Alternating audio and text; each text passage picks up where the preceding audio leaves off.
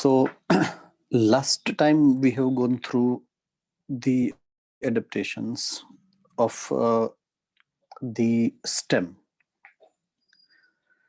which are not aerial, subaerial and underground. These two kinds of adaptation we have already gone through, right? And today we are about to discuss the aerial modification, the last type of the stem modification. Whatsoever examples right now we are going through, right, or previously we have gone through, are equally important with respect to your NEET examination. All types and their examples are important. It is not important to remember the diagram, but it is important to remember the example with the type. So please do take care about this specific condition. Fine. So we are going to see now the last, that is third type of the stem modification called aerial modification. Right now, what means the aerial modification? As we have gone through that, the part which is above the ground, which is not nearly to the surface of the ground and it is far away from the surface of the ground, is the aerial part. So the modification whatsoever happens to those parts are called aerial modifications.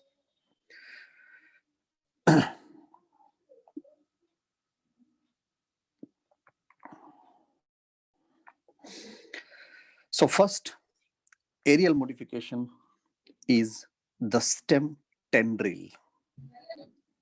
Now, tendril is the modification which turns into spring-like structure, right? If you see into the diagram which is showing the stem tendril, so upper part of the stem or nodal part of the stem is producing a specific kind of spring-like structure which is actually wrapped around the support whatsoever they are getting, so that it can be easier for the plants which are having a weak stem to climb towards direction of light.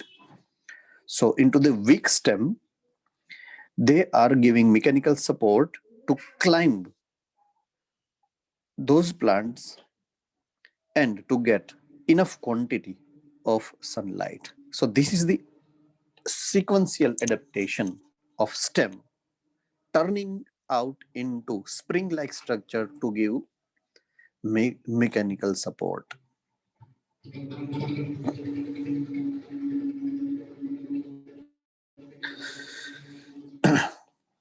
So in this type modification of axillary bud, here we can see the bud, right, into the diagram. Axillary bud forms the tendril, that is spring-like structure, right, for climbing, and those plants are having a weak stem. For example, grape, that is grapevines, passiflora, gourds, that is cucumber, pumpkin, watermelon, etc. Those are having very weak stem, and if they wants to climb up, then they require this kind of tendrils.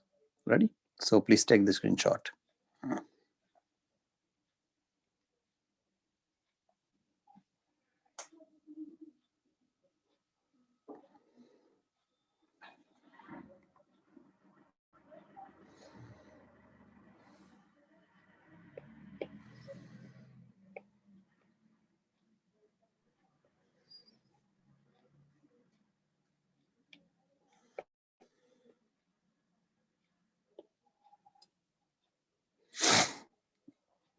Okay, the second example what is given is Phylloclade, right? Phylloclade is what?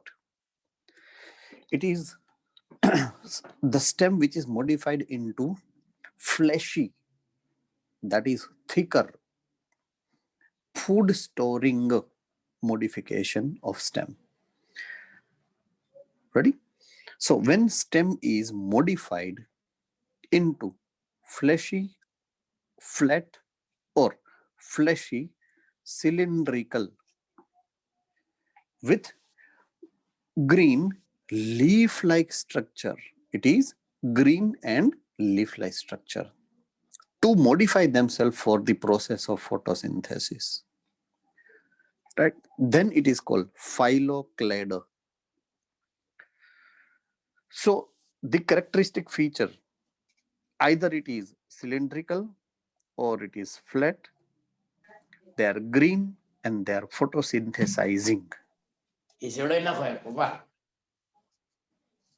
Now, what is the reason? The reason is mute करना को ना पहला Coke mute sound चालू है. Okay.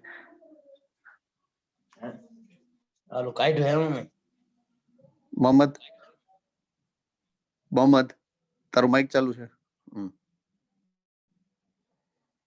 Okay. So they are the plants which are found in the very dry, extreme dry regions where water is at the extreme scarcity, right? Which are those regions? Can anybody have idea? Very arid type of atmosphere. It is desert.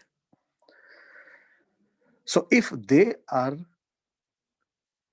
doing the photosynthesis normally by their leaf, they are about to lose huge quantity of the water in that case.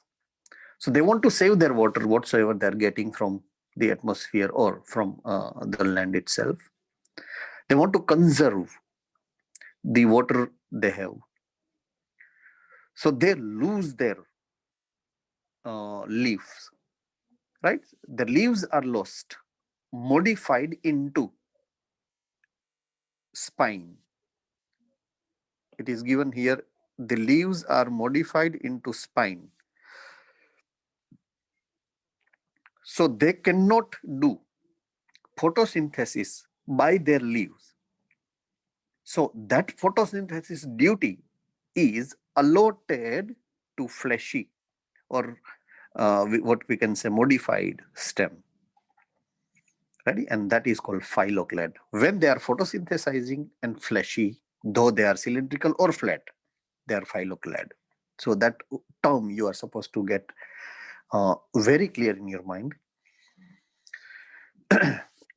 Flat, fleshy kind of adaptation found in Opuntia and the fleshy cylindrical Euphorbia. Fine. So Opuntia, Euphorbia, and cactus are the commonmost example of this kind of adaptation. Right. Please take the screenshot.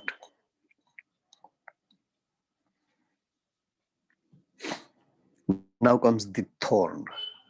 Simple language ma kahiye to kanta, right? Thorns. It is very common, most example what we can see around us, specifically into the plant like bordi, right? Fine.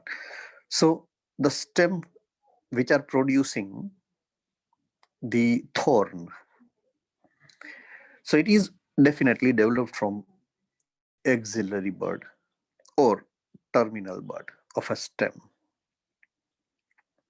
maybe having leaf or flower with them, and it is endogenous by origin. Word is very huge, right? Very huge word it is.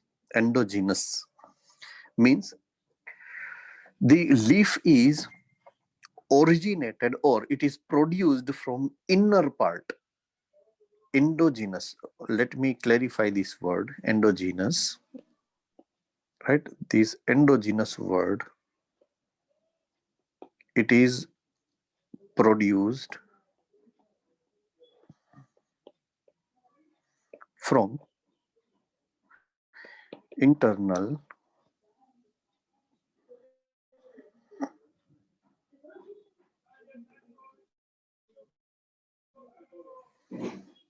parts of stem.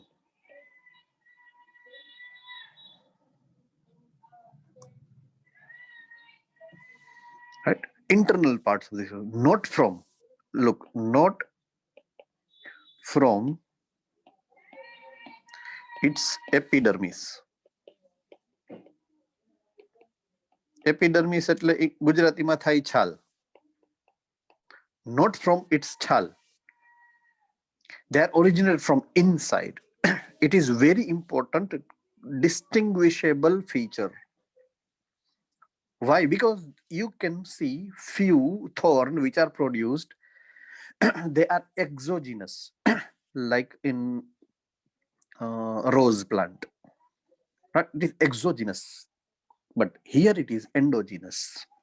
So the Carissa, that is Caronda, sorry, Bougainvillea, pomegranate, and citrus,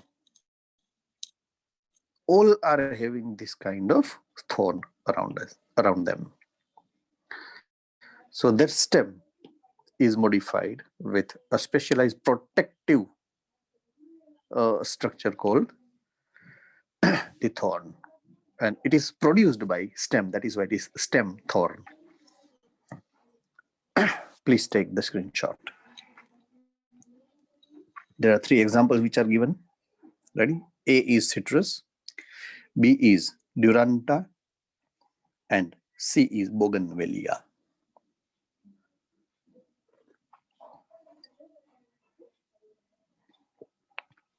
Fine. Now, pricklers and hooks. The thorn, specific type of thorn, which can be of 2 different types. One is prickler. As I told you that a specific type of thorn which can be produced only by epidermis, chal, this is prickler.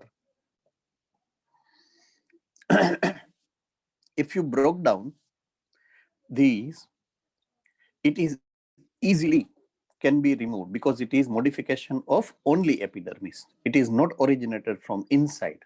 That's why it is exogenous by their origin, right? So if you see, it is developed from cortex only, not from inner tissues and epidermis, which are found either at node or internodes. Ready? Now, the hooks. Hook is the specific type of adaptation with what we say, a spring-like structure, sprinklers, right? What we have seen here is the tendrils. They are actually wrapped around the support in order to climb. But hook is not wrapping around, but just holding the support, right? So to give the support with only holding the support, that is the adaptation of hooks, which are found in the example which is given. Ready? The nearest diagram, it is showing the example of the hooks as well. Here as well, hooks are found in the smilex. So these are 2 specific modification of the thorn, pricklers and hooks, which are found in either rose is found with pricklers, right? Rose have pricklers and smilex have hooks. Please take the screenshot.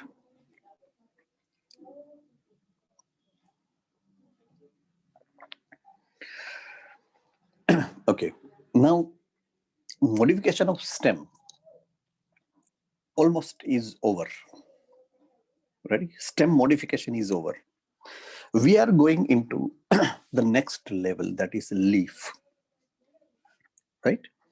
Now in between we have one special structure called stipule, which is shown here in front of your screen.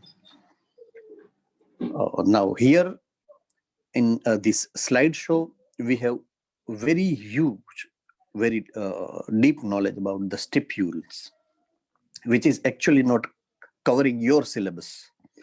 So we are not going deep into this topic, but then we are going to leave. But let me just introduce what is these stipule. Now, if you see this diagram,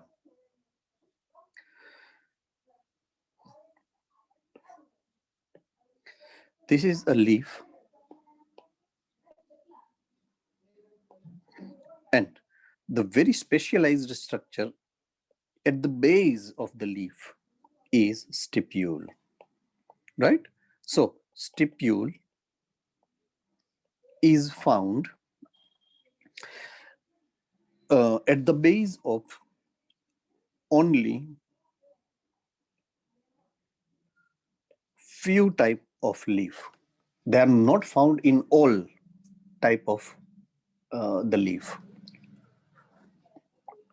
So there can be of two types of leaf. If they have stipule, it is called stipulated, right? And if they don't have the stipule, it is ex-stipulated leaf. So stipulate leaf and ex-stipulate leaf. There are two types of leaf. If at the base they have a stipule, they are known as stipulated leaf. And if they do not have stipule, then it is ex-stipulated leaf. Family Fabaceae is stipulated, and family Solanaceae and Liliaceae, they are ex-stipulated leaf. Ready? So few leaves are having appendages on either side of the leaf base. So word which is used is appendages. Special type of structure of living organism is appendage, right? So that's the definition of the stipule.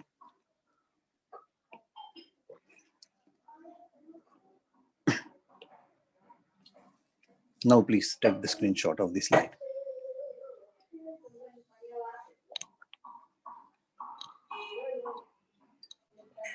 Okay, now we are going further ahead with leaf. We are not actually describing all these extra material which is not actually in your syllabus. So we are straightway go with leaf. Now, as if I'd like to say something about leaf, the primary most definition of leaf is they are the part of the entire structure called tree or shrub or herbs, any plant. They are the part which is doing photosynthesis. Ready? And they are forming the food. So they are responsible for the food formation or food synthesis. They are synthesizing food with the help of sunlight, and that is why the process is known as photosynthesis. I'm not going to describe the mechanism. That is a different issue right now for us. So in order to synthesizing food, the duty is adapted or duty is given to leaf. The leaf or leaves develop from nodes of stem. So it is a part which is attached to the branches, the twigs, or the main axis of the stem in some plants. So main function is to carry out the photosynthesis, food formation. Ready? The axillary buds are found in the axil of leaves. Axillary buds. Ready? So what is axil? You must be aware with few terminologies. For example, this is the axis of stem, from where there is a particular node. Ready? This is a node. Here is a node. For example, let me draw it into the blue. This is the node, for example. At the node, you see the origin of leaf. This is leaf which is originated from that node. Now, if bud is found between the axis of stem and axis of leaf, that is in between here. If bud is between axis of stem and axis of leaf, then it is called axile. That part is axilla, and that is why that bird is known as axillary bird, which is here. So axillary bird is the bird which is found into the axil of leaf.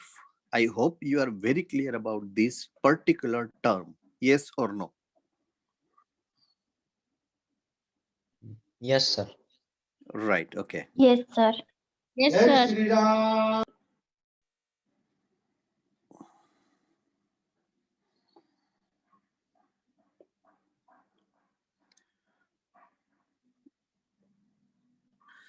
Please take the screenshot first.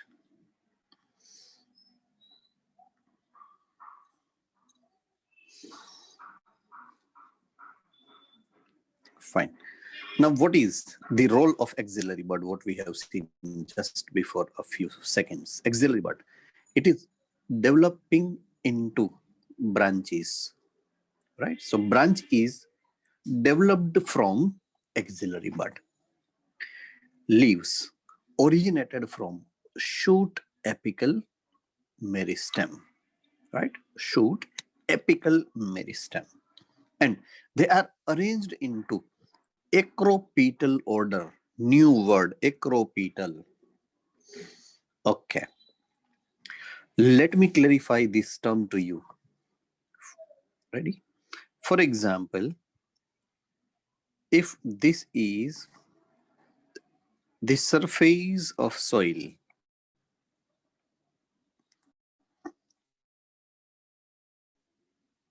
right? It is the surface of soil.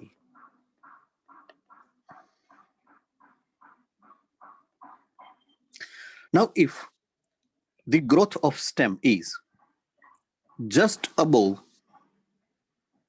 the surface, it is called basipetal. Two words, or at the base. I hope you are very clear about this. And acropetal is two words, upward direction. Ready? So it is the growth which is happening into the direction of sunlight, that is upper part, upward direction growth. It is called acropetal growth. So basipetal and acropetal. Creepers, which are actually running on the ground, they are basipetal by their growth, and general plants called trees or shrubs or herbs, they are acropetal by their growth. Is it very clear to your brain? Yes or no? Yes, Yes, sir. sir. Okay. Now, this kind of terminologies are very important. Ready? So please do remember. If you don't remember, just this is a time where you are listening it the first time. So your whole approach is towards listening and what I'm speaking right now. After a few hours, for example, 2 or 3 hours, you will forget what is the actual meaning of basipetal or acropetal. So better is, whensoever you are actually attending the class either online or offline, you must be having prepared with one rough book and one note or pencil with you, and or pen.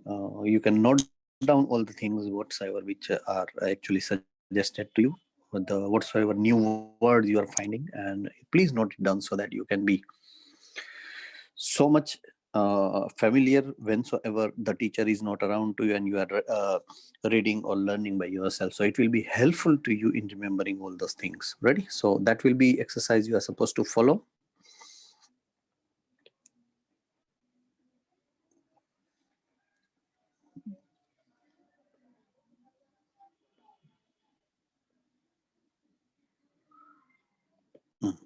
Okay, please take the screenshot first.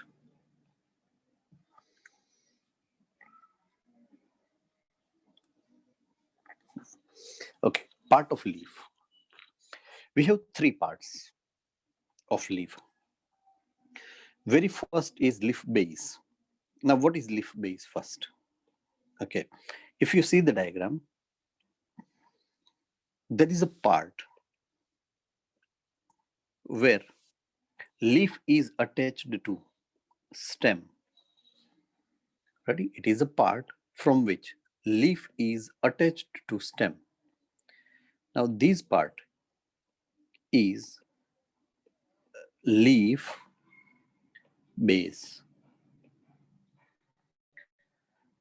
Ready? It is a leaf base. Now, here also base you can see and tip you can see. I will describe the meaning of those later on. This is entire leaf base. That is why it is leaf base, not a simple base. Ready? Okay. So leaf base is a part by which, right? It is a part of leaf which is attached to the stem, and it is known as leaf base. Hypopodium. Ready? Podium. Podium, that is leg. Ready? And or appendage.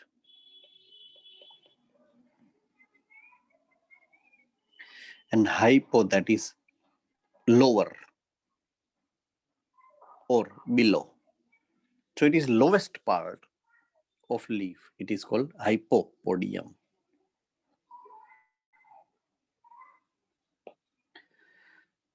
Take the screenshot.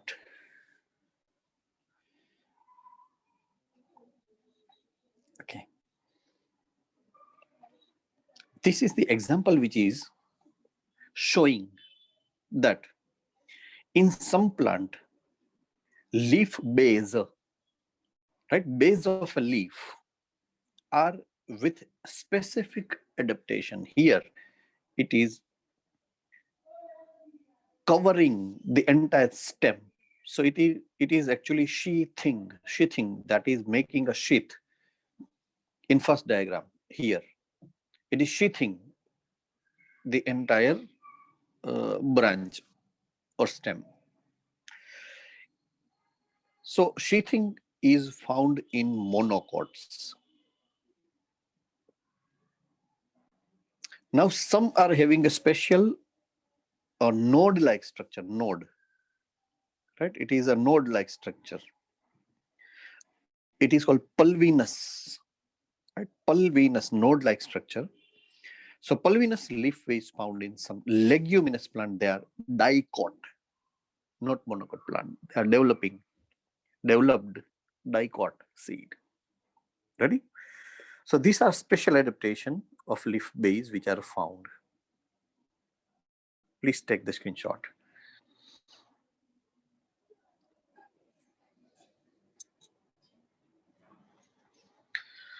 Second is petiole. First part, what we have seen is leaf base, hypopodium. Second is petiole, that is mesopodium. So meso means at the center of the podium. So it is central part. This is the part what we have seen. This is the part what we are about to see, and this is the part which is left. Ready? So first one is hypo, second is meso, and third is epi, or the external, most external part, epipodium. So right now we are covering the mesopodium, that is petiole. It is termed as petiole. Petiole is a part of leaf which is connecting lamina. Lamina is this one. This is called lamina to the branch or stem. Ready? So it is connecting first part and third part. It is called petiole. It can be, I repeat, it can be petiolated or apetiolated type of leaf. There are two types of leaf. If they have petiole, it is called petiolate leaf. Few leaf do not have petiole. It is called sessile or apetiolate leaf. So straightway leaf is joined without petiole.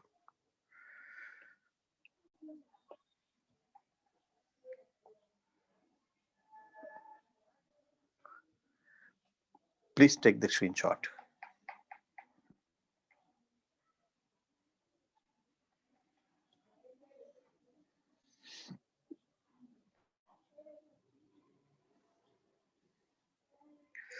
Now, Eichhornia is a plant, right? Now special modification of them. So in Eichhornia, the petiole swells up. If you see into the diagram which is given below, ready? It swells up. Now in citrus, there another modification, citrus plant, they again they are swelling up here. Ready? They are swelling up only, but by swelling up, they create here swollen part only, and here with swollen, they makes the leaf winged. Ready? Here you can see it is making it winged. So that's the special type of adaptation which are found in Eichhornia or citrus. General role of petiole is it is holding the leaf blade, that is lamina, to the light so that it can get enough sunlight to produce a food, that is for photosynthesis. Long, thin, flexible petiole allow leaf blade to flutter in wind, thereby cooling the leaf and bringing fresh air to leaf surface. It is flexible, so it allows movement of leaf easily with flexibility. So wind is always flowing between the leaves, and that is why it is getting cool air always. So cooling of leaf is also a responsibility of petiole. It is holding the leaf base such a way that easily air can be flown through. Please take the screenshot.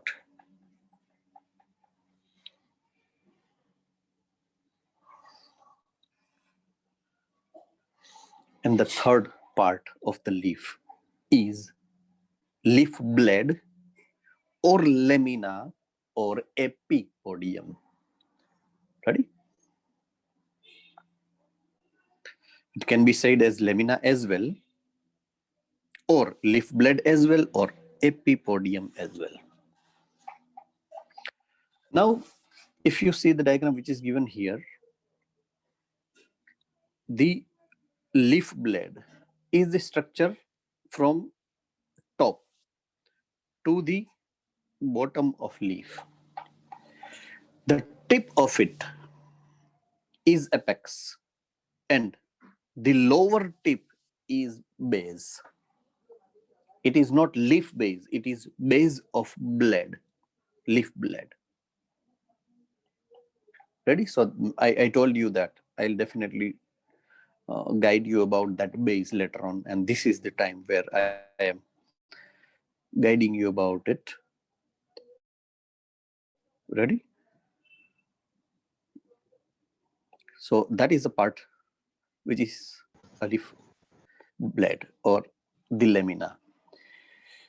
It is the part which is having a mid rib, that is a main vein which is passing into the center.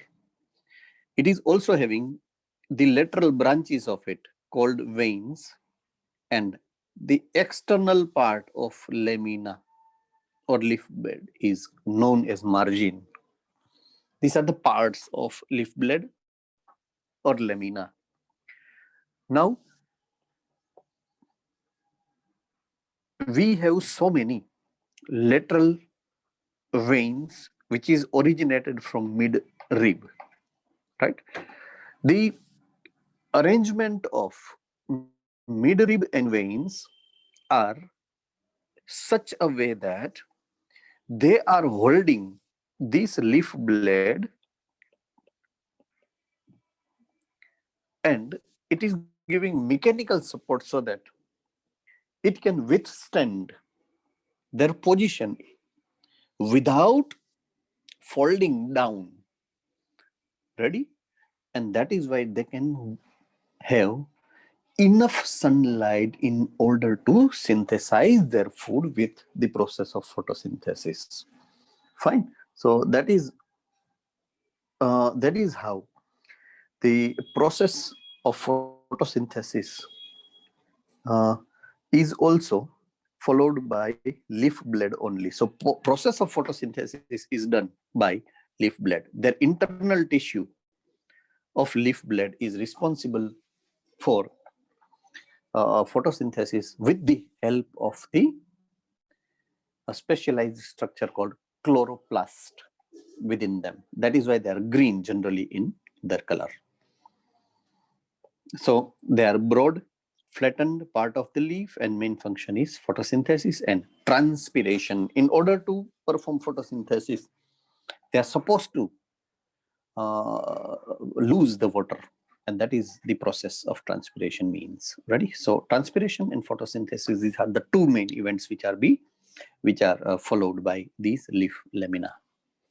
These are few examples of various types or designs what we can see with leaf blade. Ready? These are the various types of the lamina. Please take the screenshot.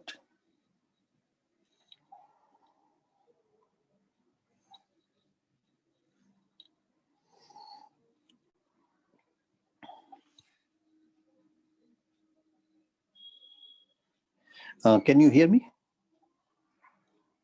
Yes, sir. Then it's okay. There is no response. Fine. Types of leaf. Number one, foliage.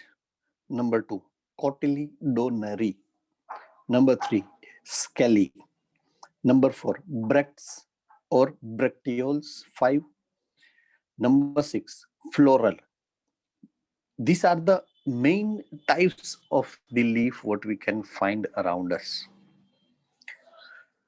Very common leaf, what we know generally as a leaf, is this foliage leaf. Ready? It is the foliage leaf.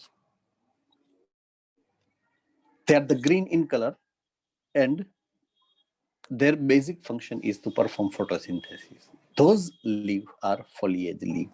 Ready? So there is nothing to describe in that. Please take the screenshot.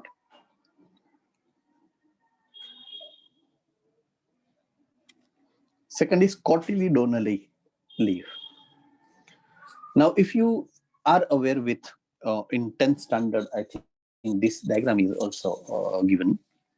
If you open the seed of dicotyledonous plant, you can see આપણે સિંગ ખાઈને બે ફાડા નીકળે ને, આપણે એનું છાલ કાઢી નાખીએ. So you can see 2 cotyledons. Ready? So each of the cotyledon is a leaf, right? It is termed as leaf, and that leaf is cotyledonary leaf. Ready? So it is known as cotyledonary leaf. It is storing the food, special adaptation for storing the food. So these leaves come out during germination. You can see here, ready? Seed, when it is germinating, it is producing first two leaf, and these two leaf are cotyledonary leaf. I hope you are clear with this. Yes, sir. Okay. Take the screenshot.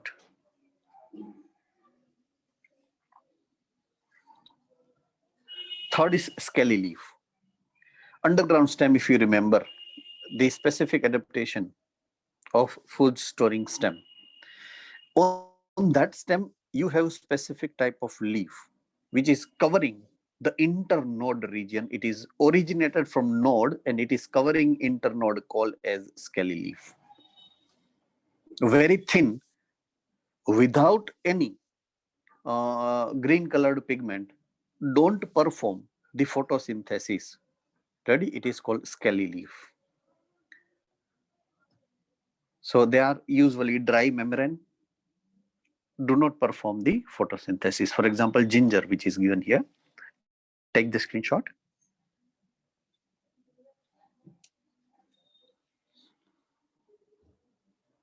Now, bracts and bracteoles.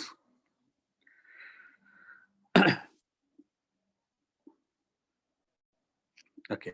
Now, what is bract? Bract are the leaves which contain flowers on their axil. Ready? For example, this is a stem. This is, for example, leaf, and this is axil. Ready?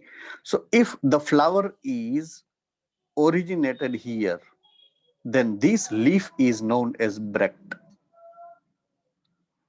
Ready? I hope you are getting this point. In short, at the base of flower, if you find a leaf, then it is bracts. Ready? Now you are clear with that? Yes or no? Yes. Yes, sir. Okay. So flower can be of two types. Look, based on the bract, flower can be of two types. Bractet means with the bract, and abractet means without bract. This will be coming out into the later half into the this chapter only. Ready? So we'll be discussing this later on as well when we are describing. We'll be describing about the flowers. Example is bract. Example of bract is China rose. Now bracteoles. So it is leaf-like structure found on pedicel. Ready? So it is the bracteole which is found here. It is non-green part at the base, but it is covering the larger surface without the leaf, what we say, petiole. Without petiole it is, right? So it is bracteole. So Malvaceae family generally is with the bracteoles. So please take the screenshot of this slide as well.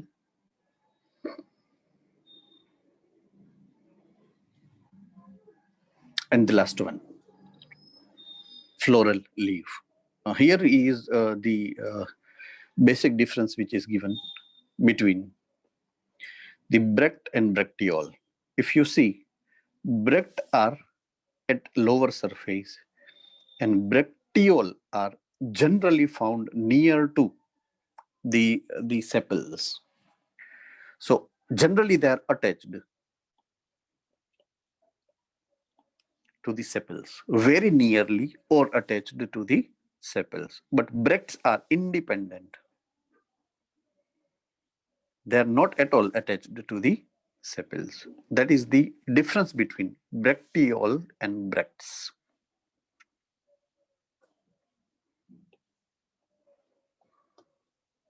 Now the last part, last type of the leaf, that is floral leaf. General structure of the flower, they have 4 whorls. If you remember, first whorl is what? It is the stigma and style, stigma. Ready? Then comes filament and anther. So this is the first and second whorl. Third whorl is of petals, and fourth is perianth. You remember it or not? Yes or no?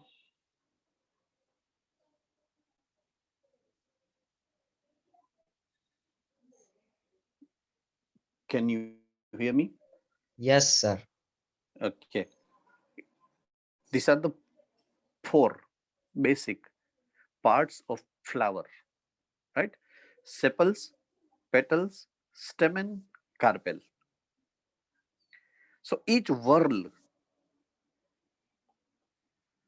is having a particular segment or part. It is known as leaves. That is why it is plural leaves. It may be part of sepal, may be part of petal, may be part of stamen, may be part of carpel. Ready? Some flower are also bearing periantha. Their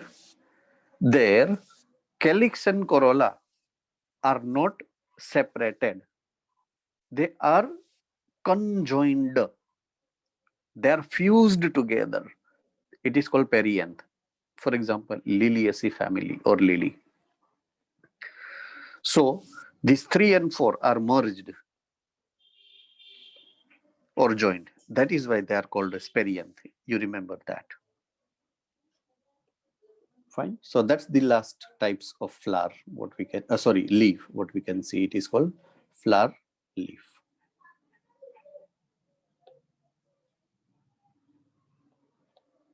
Fine. Take the screenshot.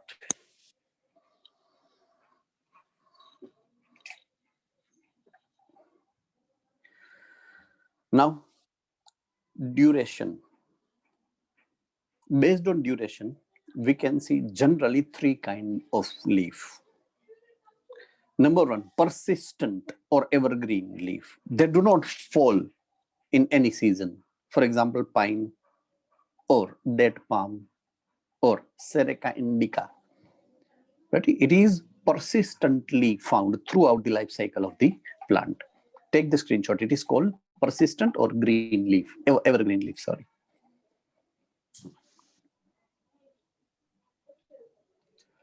Deciduous.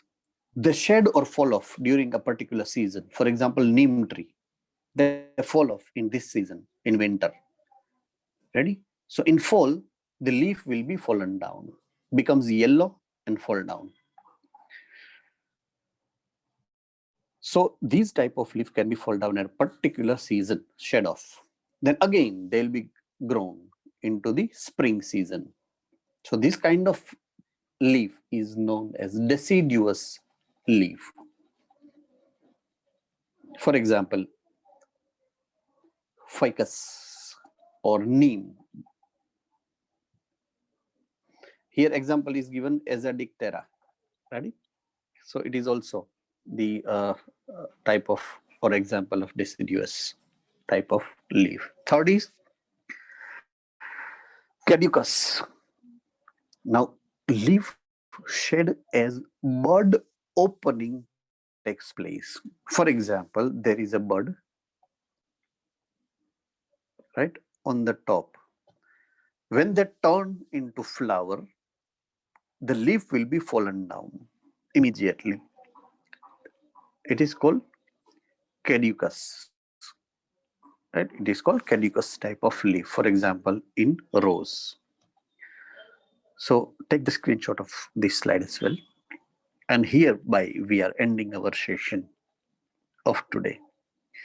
We'll be describing about the further more detail about leaf into the next lecture. If you have any doubt, you can raise the doubt right now. Otherwise, we are ending the session right now. If you have any doubt, you please unmute and ask the question.